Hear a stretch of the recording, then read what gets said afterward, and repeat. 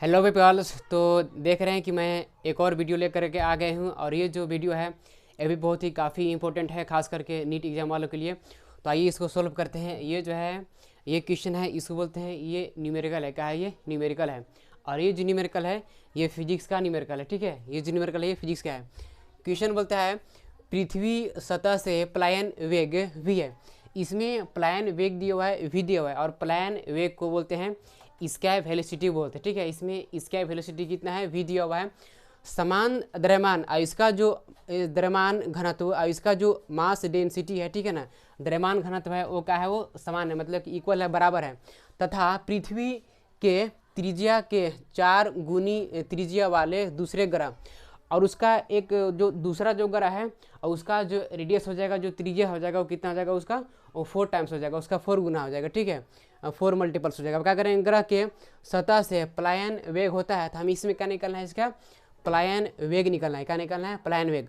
और पलायन वेग को बोलते हैं स्कैप वेलोसिटी बोलते। ठीक है, हिंदी मीडियम वाला भी देखेंगे और इंग्लिश मीडियम वाला भी देखेंगे। यहाँ पर पलायन वेग को क्या बोलते हैं, स्कैप वेलोसिटी बोलते हैं। हमें इसमें स्कैप वेलोसिटी निकालना है। तो अब करते हैं इसका सॉल्यूशन।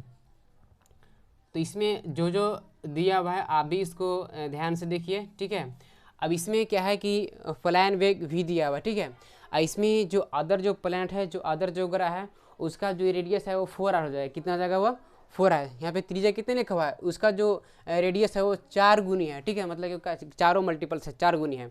तो हम क्या करेंगे, पहले अब देखते हैं।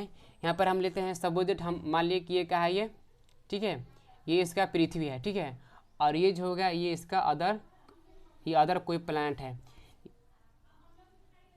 ये क्या है, ये अदर कोई प्लैनेट है। ये क्या हुआ, ये हो गया अर्थ हो गया, ये हो गया अर्थ हो गया। और ये क्या हो गई, अदर अदर प्लैनेट। ठीक है, ये क्या है, ये अदर प्लैनेट है। अब इसमें हम देख रहे हैं ये इसका बीच का ये सेंटर हो गया। ठीक है, और इसमें भी इसका क्या हो गया, बीच का ये सेंटर हो गया। अब इसमें इसका रेडियस हो जाएगा आर हो जाएगा। क्या हो जाएगा, आर। ये आर का है, इसका रेडियस है। अब इसे भी हम इसका रेडियस अगर देखेंगे तो इसका जो अदर जो प्लैनेट का रेडियस है वो 4 गुनी है, मतलब कि 4 गुनी है। कितने गुनी है, वो 4 गुनी। तो यहाँ पर इसका ओनली यहाँ पे आर ही नहीं रहेगा, बल्कि कितना हो जाएगा, ये 4r हो जाएगा। कितना हो जाएगा, 4r हो जाएगा। इसका ओनली r हो जाएगा, वैसे क्या हो जाएगा, ये 4r हो जाएगा। अब इससे हम देख रहे हैं इसका जो इसका वेलोसिटी है ये, इसको हम v ले लेते हैं। ठीक है, और इसमें जो इसका वेलोसिटी रहेगा वो क्या हो जाएगा, इसका v प्राइम हो जाएगा। क्या हो जाएगा, v प्राइम हो जाएगा। ठीक है, अब इसमें हम ले लेते हैं, यहाँ पर इसमें दिया हुआ है कि द्रव्यमान घनत्व। ठीक है, तो इसका जो मास है, इसका जो डेंसिटी हो जाएगा, द्रव्यमान घनत्व हो जाएगा, वो क्या ले लेते हैं, इसमें हम रो लेते हैं। क्या लेते हैं, रो।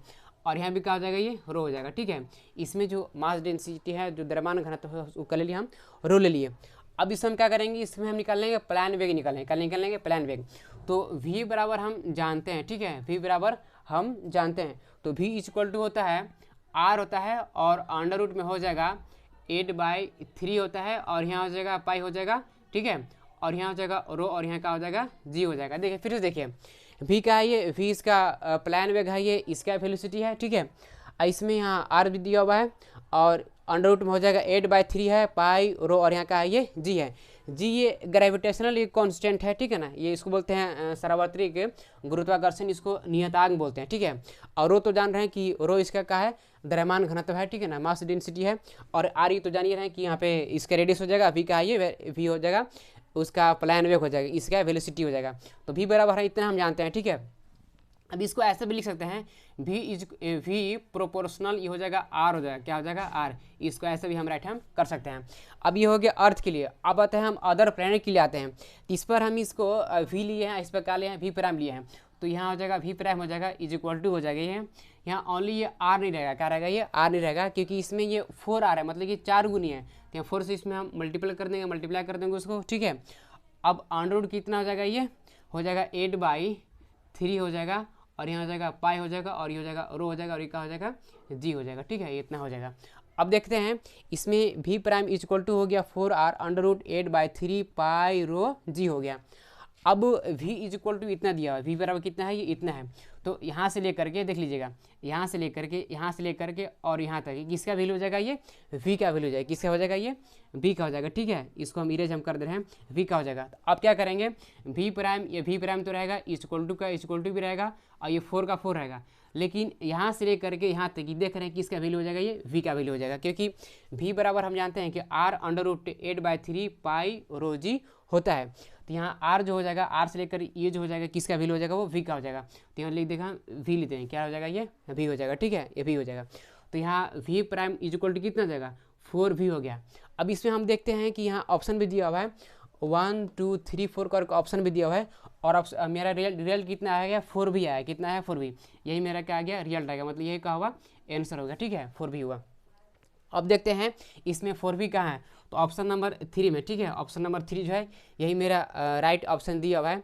और इसमें देख लीजिए यहाँ पर प्लान वेग। ठीक है, इसका वेलोसिटी क्या है, प्लान वेग मतलब कि एक ऐसा वेग है, अगर किसी भी ऑब्जेक्ट को, किसी भी अगर वस्तु को, ठीक है, उसको हम इतना स्पीड से फेंक रहे हैं, ठीक है, उसको इतना स्पीड से फेंकेंगे कि वो जो है वो अंतरिक्ष में मतलब कि आसानी रूप से वो जा सकती है। ठीक है, अगर कोई भी ऑब्जेक्ट है, कोई वस्तु है, अगर उसको हम फेंकेंगे, ठीक है ना, और फेंकने के क्रम में वो स्पेस में अगर वो चली जाएगी, तो जिस वेग से जाएगी उसी वेग को हम क्या बोलेंगे, प्लान वेग बोलेंगे, उसी वेग को हम बोलेंगे स्काई वेलोसिटी बोलेंगे। ठीक है, अगर किसी भी ऑब्जेक्ट को अगर हम अंतरिक्ष में फेंकना चाहते हैं तो उसको हम 11.2 किलोमीटर पर सेकेंड की अगर उसको हम वेलोसिटी से, अगर वेग से अगर भेजेंगे, तभी वो वस्तु अंतरिक्ष में जाएगी, वो स्पेस में जाएगी, वरना वो जो ऑब्जेक्ट है, वो वस्तु है, वो स्पेस में नहीं जाने पाएगी। ठीक है, तो कम से कम 11.2 किलोमीटर पर सेकेंड होना चाहिए। ठीक है ना, मतलब कि एक सेकेंड में 11.2 किलोमीटर होना चाहिए। ठीक है, तब वो स्पेस में वो चला जाएगी। ठीक है, और उसी को हम क्या बोलेंगे, प्लान वेग बोलेंगे।